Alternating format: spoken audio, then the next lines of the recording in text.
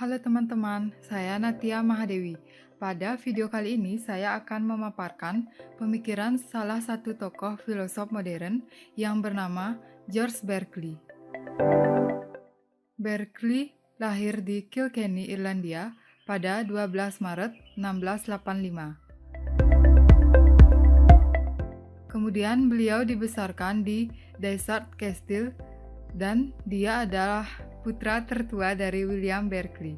Meskipun ayahnya orang Inggris, Berkeley selalu menganggap dirinya orang Irlandia. Pada usianya ke-15 tahun, Berkeley mengenyam pendidikan di Trinity College yang terletak di Dublin. Kemudian, di institusi yang sama, ia terpilih sebagai akademisi pada tahun 1702. Kemudian, ia memperoleh gelar sarjananya pada tahun 1704 dan menyelesaikan gelar masternya pada tahun 1707. George Berkeley merupakan salah satu filosof Inggris yang terkenal. Beliau memiliki banyak karya yang membuatnya dikenal banyak orang. Pada tahun 1709, beliau menerbitkan buku yang berjudul An Essay to a New Theory of Vision, di mana dalam buku ini, Berkeley meneliti jarak visual, besaran, posisi, dan masalah penglihatan serta sentuhan. Kemudian pada tahun 1710, ia menerbitkan buku yang berjudul A Treatise About the Principle of Human Knowledge, bagian pertama. Dalam buku ini, Berkeley membawa semua objek indera, termasuk benda-benda yang berwujud, ke dalam pikiran.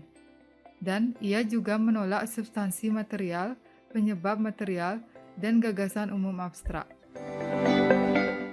Kemudian pada tahun 1712, ia lalu menerbitkan buku lagi dengan judul Passive Obedience, di mana buku ini berfokus pada filsafat moral dan politik. Pada tahun 1713, ia menerbitkan kembali buku dengan judul Three Dialogues Between Hylas and Philonous.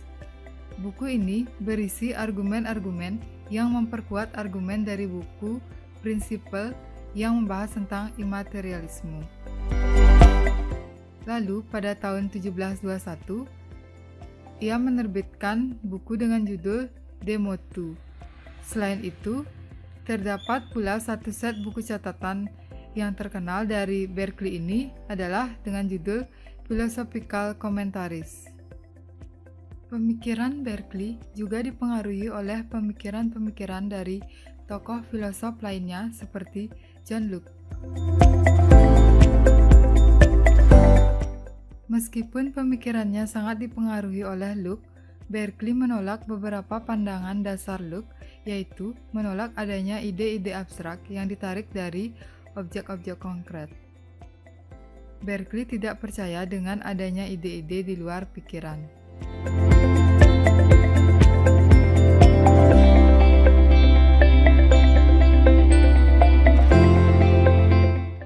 George Berkeley dikenal sebagai pemikir subjektif idealisme, di mana idealisme ini merupakan pandangan yang menyatakan bahwa sesuatu itu ada karena diketahui atau sesuatu itu ada karena dipikirkan.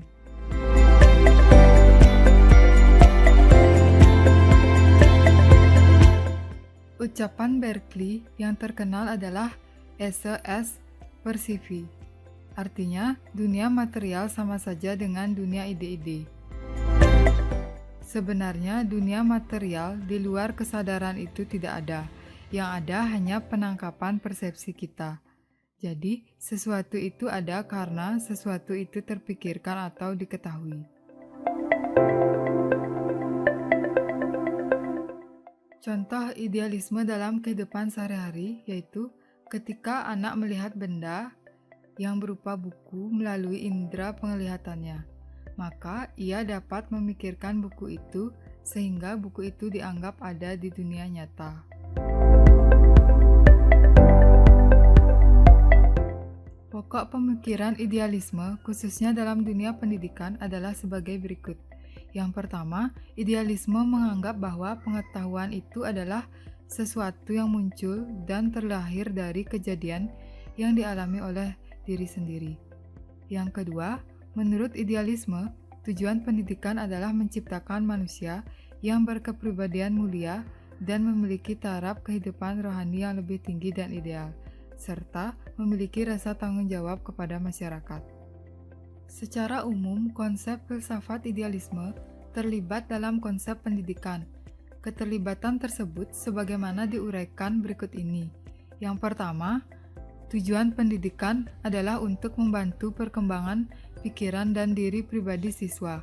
Sebab itu, sekolah hendaknya menekankan aktivitas intelektual, pertimbangan-pertimbangan moral, pertimbangan-pertimbangan estetis, realisasi diri, kebebasan, tanggung jawab, dan pengendalian diri demi tercapainya perkembangan pikiran dan diri pribadi siswa. Yang kedua yaitu kurikulum. Pendidikan idealisme berisikan pendidikan liberal dan pendidikan vokasional. Pendidikan liberal dimaksudkan untuk pengembangan kemampuan-kemampuan rasional dan moral, sedangkan pendidikan vokasional untuk pengembangan kemampuan suatu kehidupan atau pekerjaan. Kemudian yang ketiga, metode pendidikan. Sebagai cara untuk sampai pada tujuan, dikondisikan struktur dan atmosfer kelas memberikan kesempatan kepada siswa untuk berpikir dan untuk menggunakan kriteria penilaian moral dalam situasi-situasi konkret dalam konteks pelajaran. Yang terakhir yaitu peran guru, di mana guru harus unggul agar menjadi teladan bagi para siswanya, baik secara moral maupun intelektual. Guru harus unggul dalam pengetahuan dan juga memahami kebutuhan-kebutuhan serta kemampuan-kemampuan para siswanya.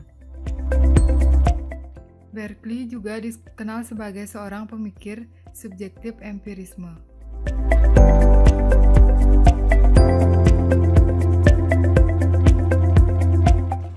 Empirisme merupakan pandangan yang menganggap bahwa pengetahuan itu berdasarkan pada pengamatan atau pengalaman.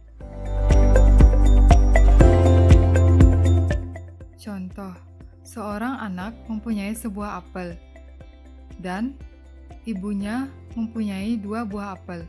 Lalu, ibunya memberikan 2 apel itu kepada anaknya. Dari awalnya anak tersebut memiliki 1 buah apel, lalu diberikan 2 buah apel lagi oleh ibunya, sehingga total ia mempunyai 3 buah apel. Nah, dari kejadian atau pengalaman ini, anak itu tahu bahwa 1 apel ditambah dengan 2 apel, maka menjadi 3 apel. Atau dengan bahasa matematika, yaitu 1 ditambah 2 sama dengan 3. Sehingga, ketika anak itu kemudian belajar tentang penjumlahan di sekolah ataupun di tempat lain, ia sudah tahu cara menjumlahkan karena sebelumnya ia sudah mengalami proses dan dapat memahami penjumlahan tersebut.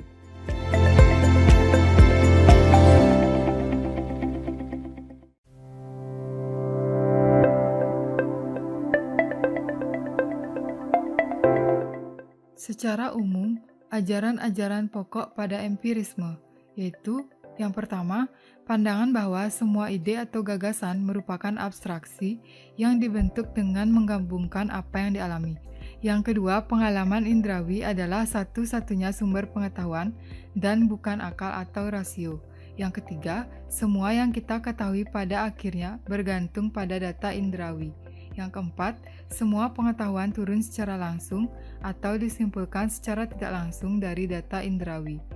Yang kelima, akal budi sendiri tidak dapat memberikan kita pengetahuan tentang realitas tanpa acuan pada pengalaman indrawi dan penggunaan panca indera kita.